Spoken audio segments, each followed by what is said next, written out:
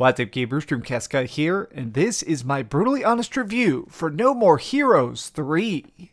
Please do me a favor and like this video and subscribe, because I feel like I'm practically going insane trying to talk about this project. I have never played something that is just so random, so insane, and feels like it was made by 50 people that were just absolutely going out of their gourd. This game is great. In fact, let me just say right up front, you should definitely buy it if you've already played No More Heroes 1 and 2, but also, it is just so confusing at times, from its shifts in gameplay to the weird implications it's actually trying to do with some of these boss fights.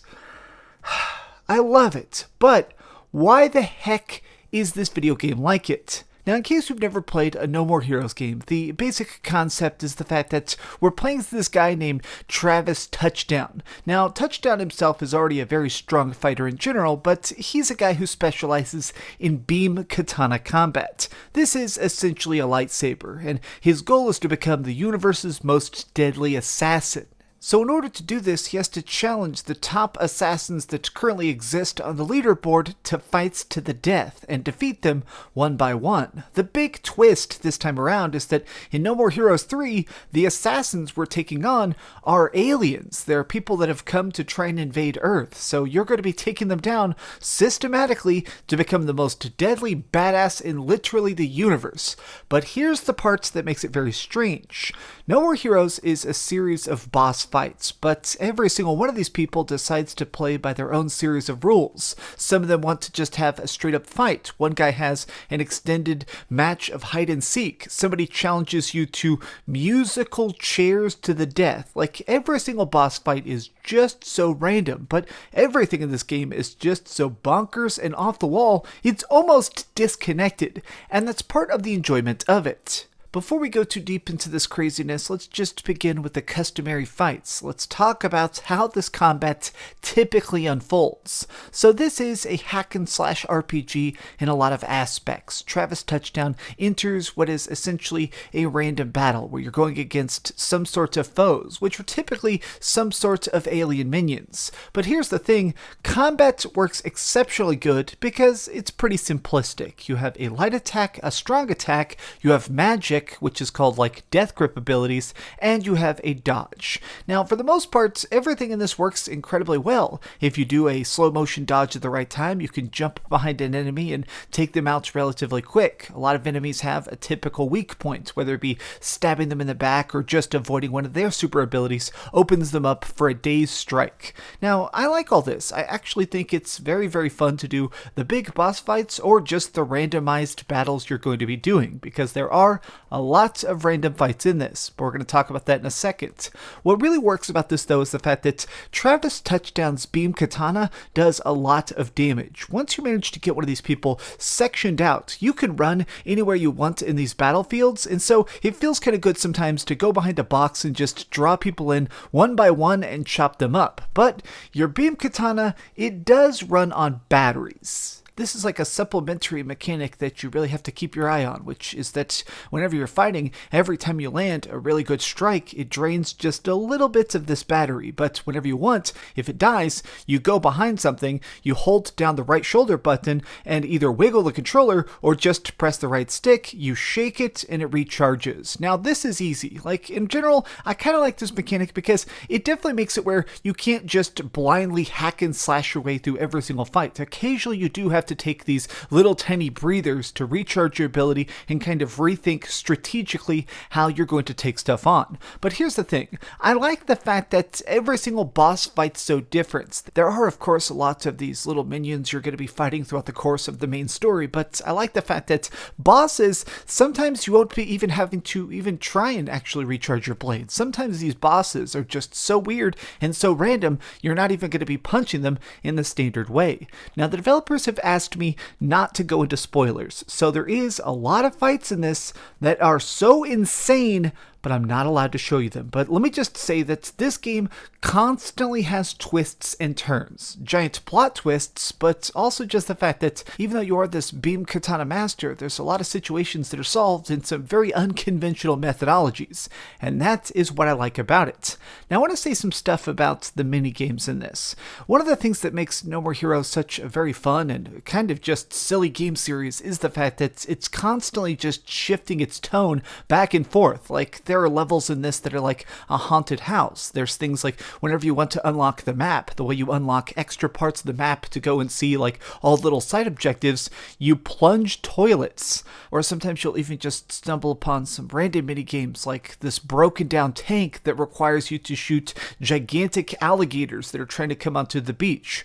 Every single part of this game is just so strange and random and just feels like they seriously sat down to come up with the weirdest ideas possible. But that's kind of what I like about it. This is one of those games where throughout the course of every chapter of this, I seriously could not possibly predict what was coming next. And to me, this is what was great about it, is that all these different game modes, all these different strange mechanics that keep popping up, they all play good. Like, this is by far the most wild part about this game, is that no matter what it's making you do, no matter what weird hoops it's making you freaking endure, they all play great. Everything in this game plays so good, but most importantly, I do love those fights. Now, I want to talk a bit about the writing in this game without spoiling anything, which is that this game makes a lot of different references, a lot of cultural references. There are some extended scenes in this game of just characters on a couch talking about great TV shows or debating samurai flicks, and to me,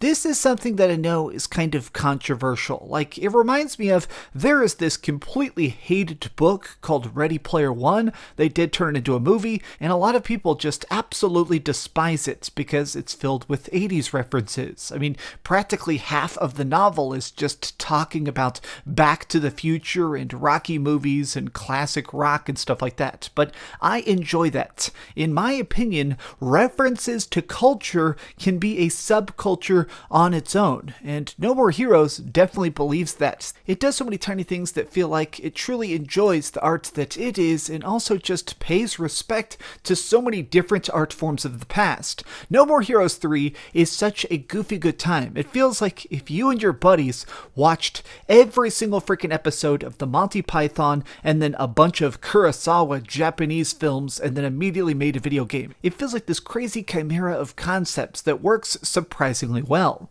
But now that we've talked a lot about the positives, I do want to get into the negatives of this game, because there are just a couple problems in this that feel very, very strange. Let's start things off with just talking about the technical issues. Sections of this game run absolutely terribly. There are just some problems with very frequent pop-in, frame rate drops, and in general, sometimes just textures look like butt. And to me, this is a gigantic detriment. No place do you see these bad graphics moments more apparently than when it comes to the open world sections. So between the major boss fights, whenever you're not like up in one of the spaceships, you're typically just on the ground, getting to your motorcycle and trying to cruise from place to place. There are these multiple different zones that have like different themes to them, like suburbia, there's one that's called like Neo Brazil and stuff like that, and essentially each of these has their different style of enemies and activities that you can do, but honestly, a lot of them look incredibly bad. Now, I am playing this on the Nintendo Switch. If this game ends up coming out on the Xbox Series X or something like the PlayStation 5, I'm probably going to buy it again, because as much as I enjoyed beating this, I kind of wish I could see what they were trying to go for, because at times, these graphics just got so bad, I was genuinely stunned why the heck they didn't just do this as like a list. Like, it seriously felt like instead of doing these open world sections, they could have just had, I don't know, like a mission select screen. Make it so I do not have to drive around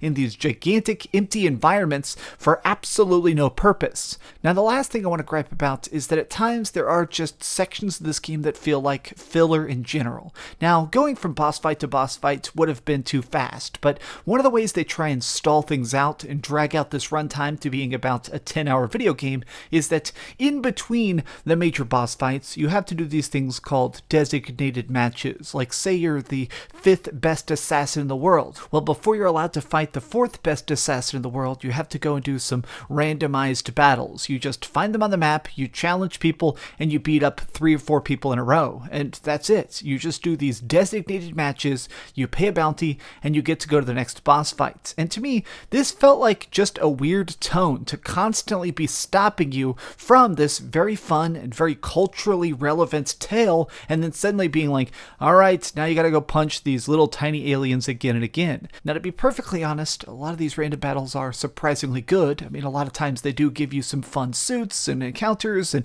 they give you a chance to be a mech and stuff like that.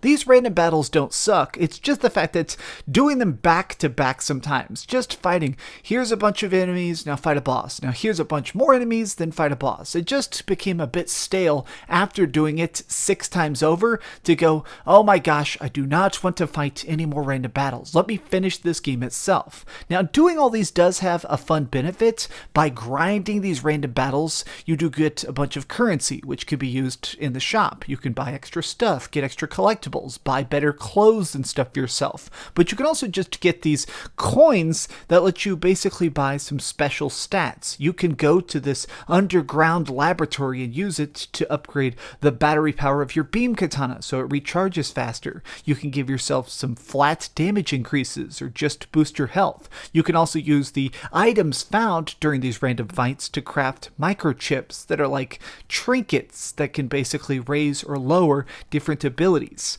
I like the benefits of these random battles. I just wish that there was less of them, or that they were more optional. It'd be nice if I had the choice of going from one enemy to the next, one boss to the next, but instead it keeps pressing the brakes against my will, and at times I kind of wish I could just pay to go straight to the next fight, instead of just straight up forcing me to go back to these random battles to just play this before I'm allowed to do another random boss fight. This game has been incredibly fun. I think despite the flaws of it, it's a game that I absolutely enjoyed the heck out of. I'm very, very glad I had a chance to beat it. And it's something I think the fans are going to be heavily rewarded by. As somebody that's played this series in the past, I definitely think this was worth the wait, and I'm glad that Suda51 finally had a chance to make it. Okay, so we've heard some good and some bad, but let's go over the ratings board and put a big number on it. The score I'm giving to No More Heroes 3 is an 8 out of 10. Thanks so much for watching, gamers, and thank you especially to the people that were able to give this video a like and subscribe if you haven't already. I've actually been getting a bunch of subscribers over the course of the last 2 weeks. Thanks everybody for the love, for all these reviews. They've been an absolute blast. You guys are the very, very best. Please, sincerely, do me the biggest favor of all today and keep dreaming. Thanks so much for watching that video. If you want to see something else, you can always click this link to see what I put up last, or, subscribe and see what's coming up next. Also, I promise that whatever I do, it'll try not to suck.